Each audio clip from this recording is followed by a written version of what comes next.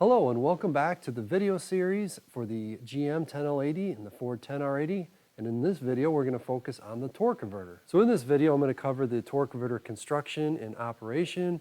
We're going to look at the electronic side of things and see how it's electronically controlled. We're going to look at the hydraulics and see how through the valve body, they're able to control the pressures to apply the torque converter clutch.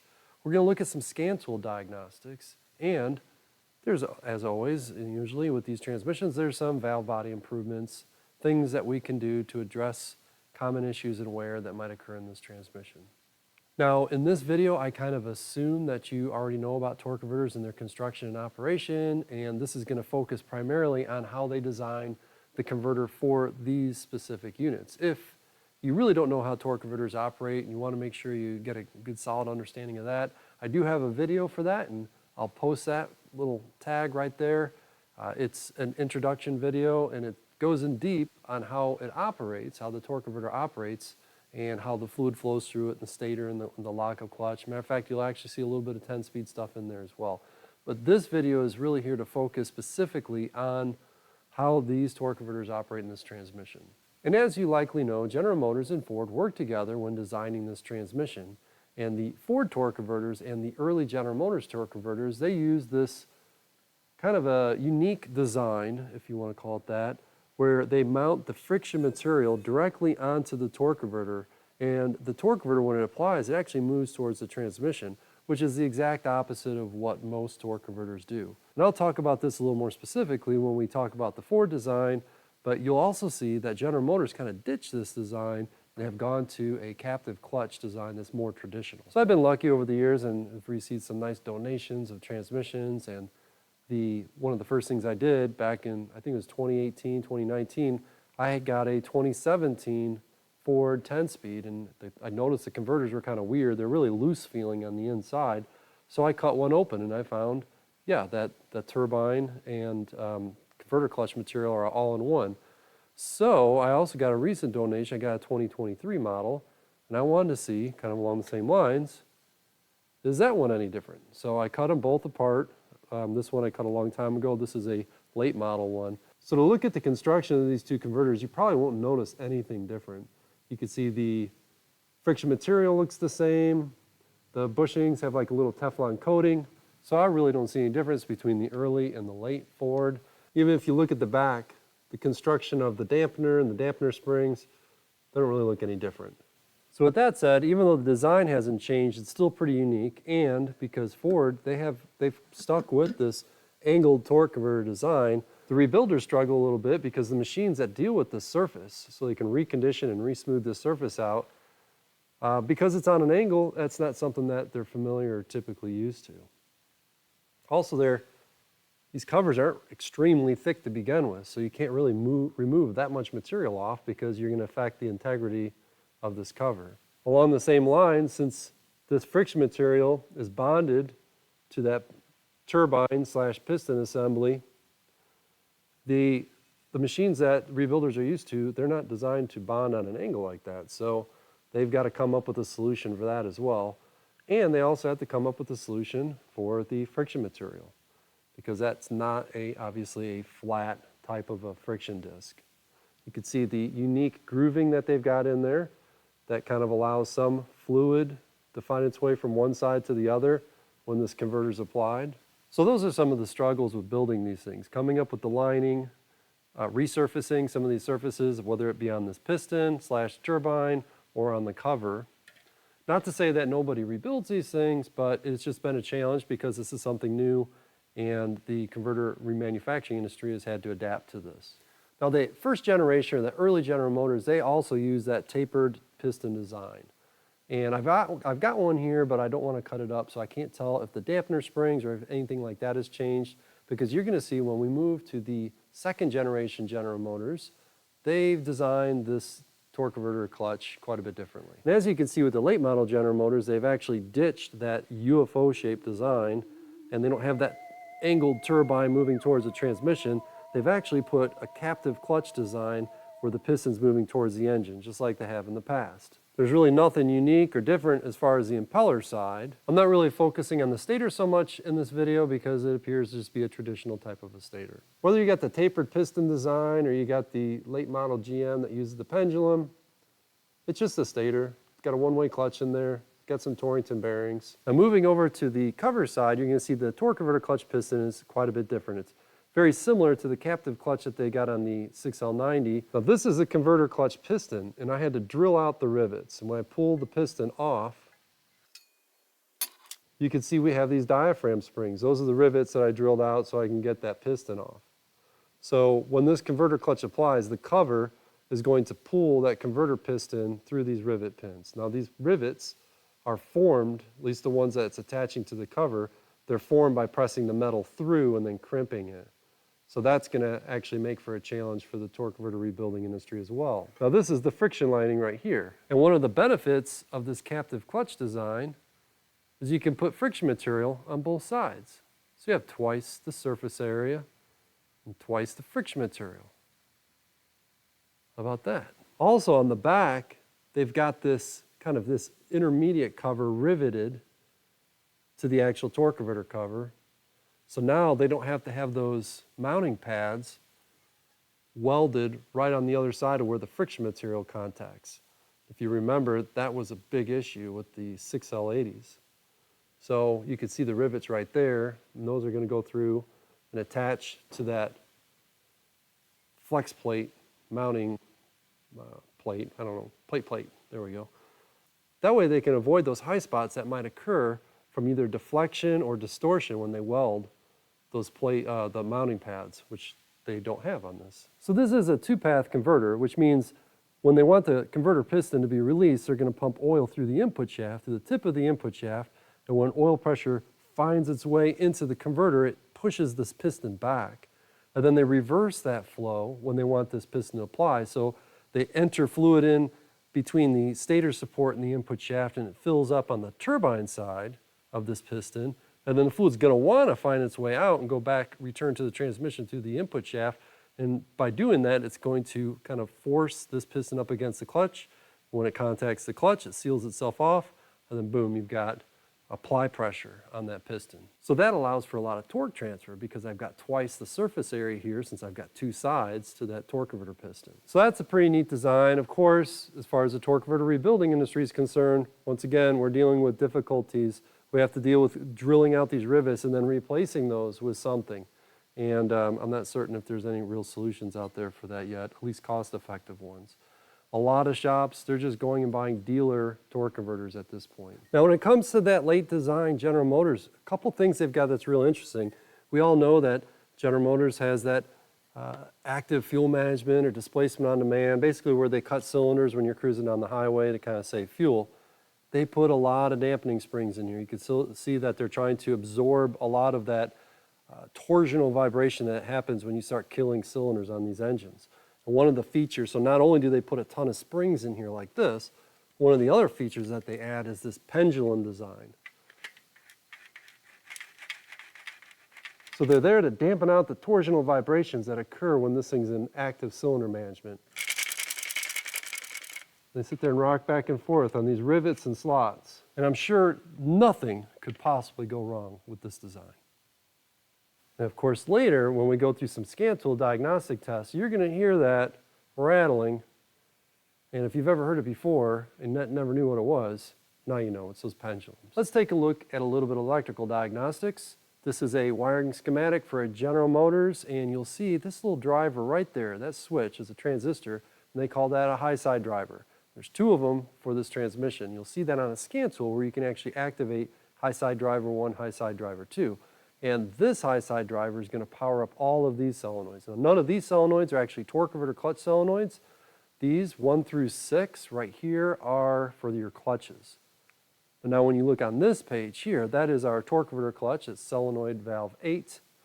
And there's the other high side driver. You can see the power is going to come up, down, and it actually feeds battery power or B+ to these solenoids. Now, when you look down here, it goes back to the computer because the computer is going to control the ground to those. So not only does it provide the power, but it also pulse width modulates the ground. And that's what these little symbols are next to it, showing you that there's pulse width modulation going on there. We're focusing on the torque converter clutch operation. So solenoid valve 8 is our key player there. We're going to receive power from the transmission control module through that driver, and then pin 1 right there at the TCM, violet and white, is going to be our control for our torque converter clutch. So that TCM controls the solenoid, and it's this solenoid right here with this green end on it. Now we see this valve. This is the torque converter priority valve. It's right on the other side of this solenoid. It kind of makes you think that this is going to directly work with that valve, and it actually doesn't. That's the reason why this plug is there. It's a plug that separates the hydraulic circuit between the solenoid and this torque converter clutch priority valve. Let's see what this priority valve does real quick. So here's the torque converter clutch priority valve. You can see there's that plug. When this is all assembled, that little throwing star fits right in there. If you've got a General Motors, a late model one, it'd have a little roll pin that goes there instead. And then this spring right here keeps this valve shuttled over that direction, as you can see. Now what is exposed to this very far end is the decrease pressure, easy for me to say, from the oil pump. So as we know, if you've studied some of the General Motors Ford operations, the oil pump has a variable output oil pump. And when you see decreased pressure present, that means it's got plenty of pressure and it's trying to reduce the output. So when there's decreased pressure present, it's going to find its way over here, which is basically saying the oil pump is adequate. It's got plenty of oil pressure or volume. There's no strain on the oil pressure side of things. And then that's going to move this valve over. And when it moves this valve over, it's going to take line pressure and find its way into the torque converter circuit. So this will be our torque converter fluid pressure that feeds the torque converter. And you can see, hopefully, there's a little chamfer right there. So even if this thing is blocked off or we don't have any decreased pressure because we're asking for a lot of fluid pressure from the oil pump and it's not delivering is what it's demanded, there's a little bit that can still sneak in there because we don't want to completely starve the torque converter out. But that's the purpose of this priority valve. It's to say, all right, if I don't have enough oil pressure in my transmission, we got to worry about clutches slipping. So basically, during those modes where I'm going maximum output from my pump, I won't have any decreased pressure from my oil pump. That means there'll be nothing in this passage, and the spring will return this valve over, and it'll block off some of that feed into that torque converter feed circuit there.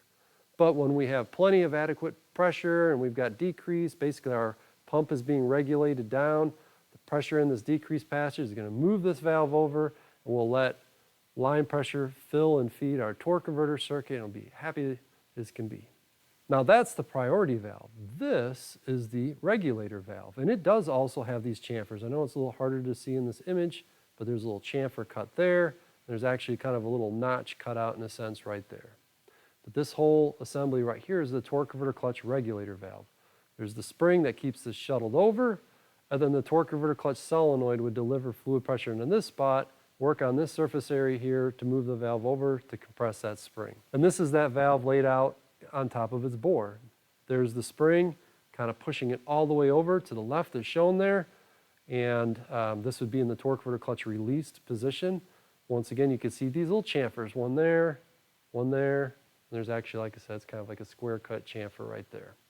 That's allowing fluid that's in this circuit to find its way over here. And you knew it was coming. We were going to look at some hydraulic schematics, but that's always a good thing, right? Hydraulic schematics, fun to learn. But we've got this line pressure. Line pressure is in red, and we gotta love the fact that General Motors provides these schematics too. But there's our torque converter clutch priority valve. And if you remember on the end here, I mentioned that's the decreased pressure from the oil pump that puts that there. And if we've got decreased pressure present in this spot, that means our pump is delivering all the transmission needs at that point. It's actually reducing its output. If I didn't have decreased pressure, that means my transmission actually is demanding more than the pump can offer at that point. And this spring is going to push this priority valve over to the right, and it's going to block off some of this line pressure trying to find its way into this converter feed circuit here. So let's just assume our transmission's satisfied with the pressure that's got, and we've got decreased pressure present right here, and it's moving this valve over. And we're letting line pressure find its way right into this converter feed circuit, follow that over, and then it drops down into the converter regulator circuit. It drops right down, finds its way through. That's where one of those chamfers are. It finds its way into the converter release circuit. You can even see the arrows there. You can follow it up, and because this is a General Motors design, they put the fluid in between the piston and the cover, and that pushes the piston away and released, and then the fluid finds its way back to the oil cooler circuits, right back through this regulator circuit. Right through there, up and out, and then right off the screen because I don't have the cooler lines here on this drawing. So that was a long drawn out way to show how all this stuff interacts and integrates. This is when this valve is in this position. The regulator valve, the torque converter clutch is not being asked to apply, so this valve is pushed all the way over to the left, as you can see. And the converter feed section that we're looking at right there, that's occurring right in this section here. No problem, that's easy. Now we go to torque converter clutch apply. And you can see what I've done is I shuttled this valve over because when this solenoid applies, that fluid pressure that comes from the solenoid is going to work on the end of that regulator lineup. And that falls right into this area here, moves this valve over, compresses the spring. Now I shuttled it completely over as if it's going to allow full line pressure into that circuit, but more likely it's going to be regulating this as needed. One of the things you can see that was added is the variable force solenoid TCC dampener. So that's that small dampener that's in the valve body, and that's going to kind of cushion the action that occurs from the solenoid so that way it doesn't overreact with this valve. And another thing that happens now, our line pressure that's coming in, it's going to travel down to this end section of this regulator, and we're going to basically let line pressure find its way into the apply circuit. And we can see how that fluid finds its way through and then up, and then we end up on the turbine side of that converter piston there, and that pushes that piston towards the cover, and now we've got torque converter clutch application. How about that? That's the way that this regulator works, and works with that spring, pushes up against that spring, and we've got the solenoid pressure that's working on at the end of that valve. Now this priority valve is still active. We still have line pressure coming through and it's finding its way into this converter feed circuit. If you follow it around, you're going to see it now has the capability of just directly feeding the cooler and the lube circuits and so forth. So we're still using the fluid flow from the priority valve, but when we activated our solenoid and we're shuttling our torque converter clutch regulator valve over, now we're taking line pressure and delivering it to the apply side of that converter piston. Now looking at the scan tool side of things for diagnostics, we have things like gear command, we got pressure command, and really the pressure command is just a direct response from the amperage that's going to be going through the solenoid. But we can look at torque converter clutch slip speed and desired slip speed. Those are two important diagnostic PIDs there. Obviously, if you've got the desired slip speed, you should be pretty close to your actual slip speed. If it's not, your torque converter is not holding, something's going wrong. How they derive that is from the engine and the input shaft, so we could actually have those PIDs up there. And they've got 4 speed sensors in the transmission. The input shaft, 2 intermediate speed sensors, and the output shaft. And we can also look at the fluid temp because that might help us diagnose whether this is a hot or a cold issue. Now this is just a little video recording showing some of the live data. I was running this vehicle on a lift. You can see over here my pressure command. So right now I'm in second. As soon as I hit third, boom, you can see I jumped up to some pressure there. I got 140 kilopascals, absolute. And you can see my desired slip speed is 0, and I'm floating around there.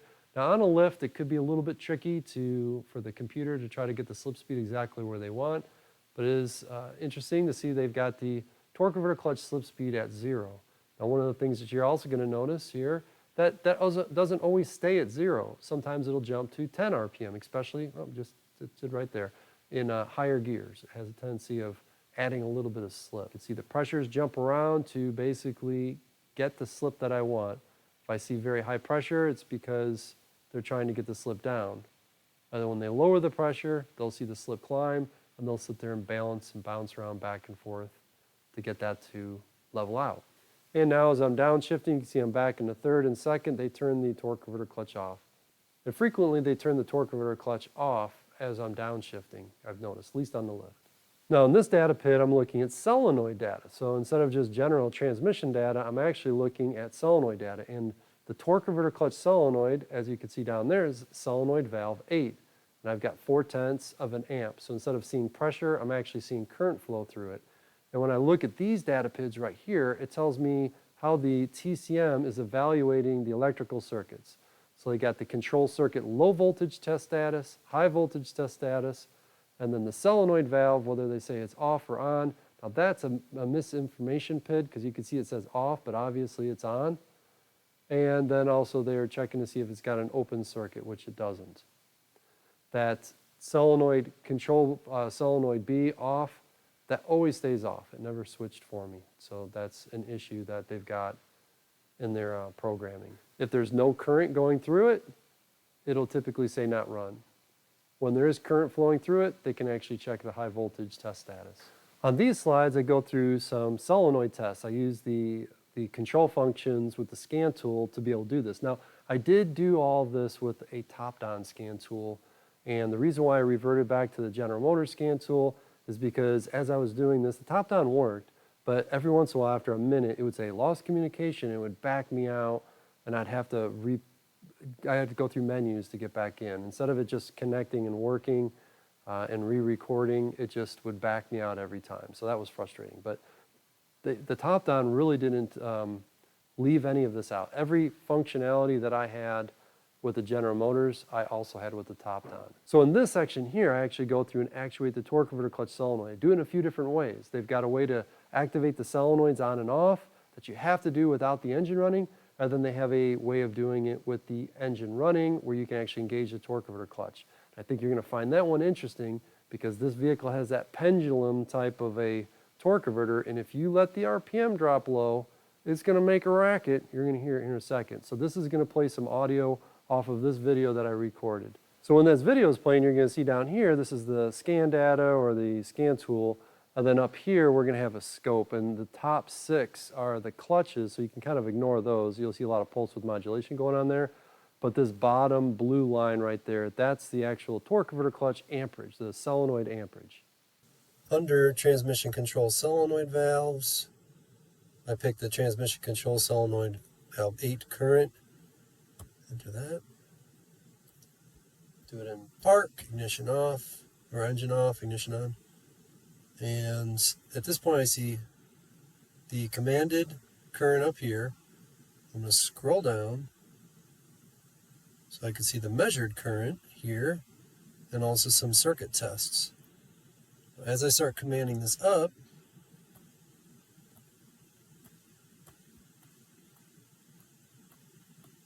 you can see my commanded current goes up to an amp, but my actual current is 0. As you can see on the scope, verified, it is actually 0. So I don't really see the point in this test, especially considering if I go back, I can't control the current in increments, but I can, in this mode, just turn the solenoid on and off. So you can see I am disabled right now. I'm going to scroll down so I can see my values. Turn it on. Boop. Got 1.1 amps. Turn it off. On. Off. And with the scope you could see, in fact, that actually does change. I'm in output controls and I'm going to select torque converter clutch. The engine is running. I'm on a lift. The wheels are in the air. And I'm in drive right now. So you can see the engine speeds right around 690 or 700 RPM.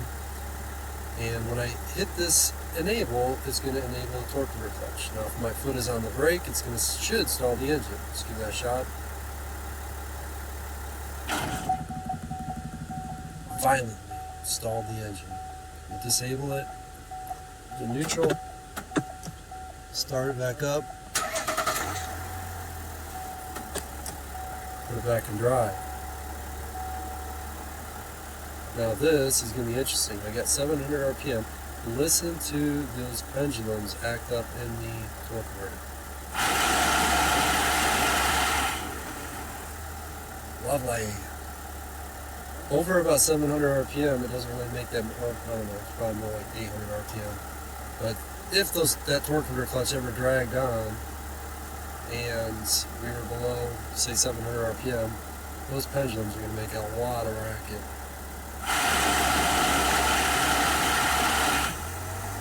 So as soon as I rev it up, get the engine speed up, they don't get overexcited. You can hear them. So here's me 1,000 RPM. I'll disable it. Enable. Disable.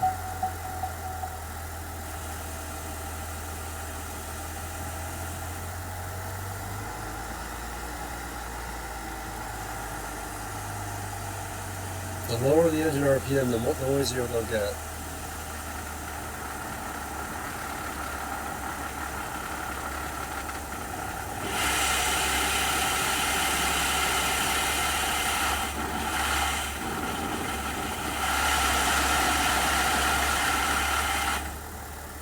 So I disable. Now we know what this sound is now. I don't think we want this to operate below 700 RPM. Bad idea. So how can I enhance or improve the operation of the torque converter clutch on these 10L transmissions? Well, as you can see, that's all that's available at this point. This is fall 2024. Sonex offers a priority valve kit. It's found in their zip kit. They have a dampener kit that's also included in their zip kit. You can get them individually with these part numbers, but you can get them included in the zip kit. And then you can also buy separately the torque converter clutch regulator valve spring.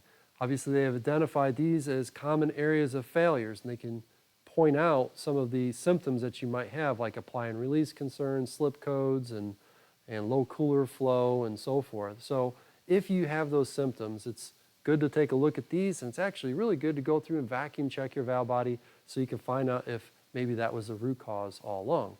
If it was, you can go through and put these parts in, and hopefully that will solve your issue. Thank you for making it to the end of the video. You deserve a reward, a certificate, or something because you're a good person. Now, this is the finale of the 10L, 10R torque converter section. If you have any experience or some issues that you've run into with your torque converter and maybe you found some solutions or some resolutions, please feel free to share them. I'd love to hear about it. And these are the rest of the videos that I've got in this 10L series. Check the description to see if they're linked. If they're linked, that means they've already been made. If they aren't, that means I'm in the process of making them.